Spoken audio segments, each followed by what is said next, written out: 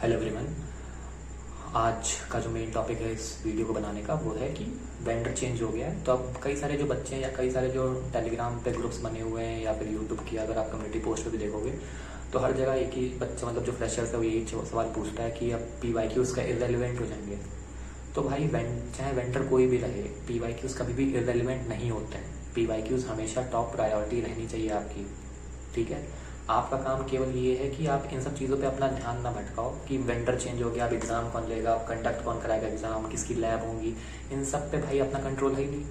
तो जो चीज़ हमारे कंट्रोल में है नहीं उस पर अपना टाइम क्यों बर्बाद करेंगे। हमारा काम ये है कि हमें जो है वो प्रीवियस ईयर क्वेश्चन करने हैं या जो भी मॉक्स आते हैं उनको अटेम्प्ट करना है, अपनी राइट स्ट्रैटेजी लगानी है, जहाँ पे मेरा वीक पॉइंट है उसको सही करना है, रेक्टिफाई करना है और अपनी आगे चीज़ें इंप्रूव करनी है, ना कि इन सब चीज़ों में अपना टाइम बर्बाद करना।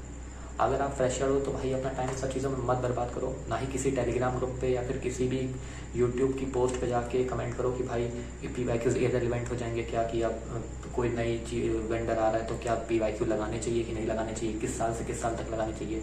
भाई PYQs हमेशा टॉप प्रायोरिटी रहती हैं क्योंकि PYQs के बेसिस पे पेपर बनता है, ठीक।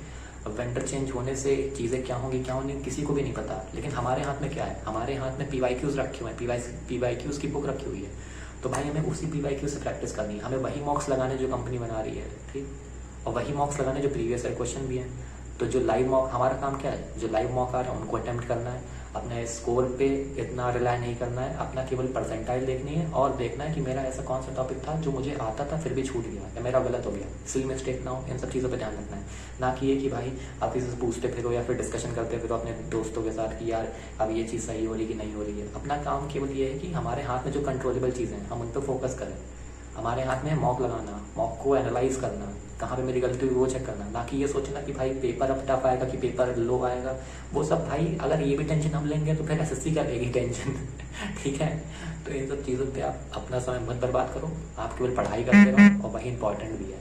इसके अलावा कुछ भी काम नहीं आएगा। सिलेक्शन आपको पढ़ाई दिलवाएगी, ना कि ये सोचने से आपका सिलेक्शन हो जाएगा कि भाई पेपर अब लो आएगा लेवल का या हाई लेवल का आएगा। इन सब चीज़ों पर अपना दिमाग मत बर्बाद करो, पढ़ाई करते रहो, वही मेन इंपॉर्टेंट है और वही चीज़ आपको सिलेक्शन दिलवाएगी।